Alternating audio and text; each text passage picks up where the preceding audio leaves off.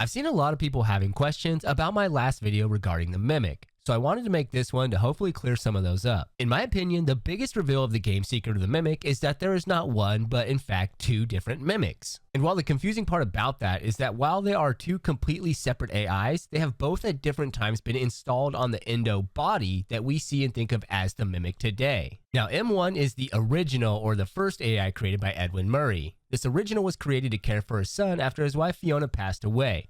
Now, it's easy to see how this is confusing, but M1 is its own entity, and it isn't the current Mimic that we know of right now. It's just the first iteration of the original AI. Now, through means that aren't fully explained yet, but there are a few theories, Edwin was able to fully transfer Fiona's character to the Endo robot, creating a robotic copy of his late wife. But after Edwin's son David's tragic passing, M1 began urging Edwin to create a newer updated robot AI to replace his no longer alive son. This led to several arguments between Edwin and M1 and ended up with Edwin eventually transferring M1's AI into its storage device that would be used as a tool to help create M2, which would then allow for the newly created M2 to be installed on the same Endo body that he just removed M1 from. With the storage device now housing M1 would eventually be the catalyst in Edwin creating the first iteration of the MXES security system called F10-N4, or Fiona, which was intended to be used to store digital consciousness. And once again, M2 was never designed to be an insane robot. It was designed to help Edwin with his grief after losing both his wife and his son. But we know how that turned out in the end, and if you don't, then you can watch my previous video about exactly that.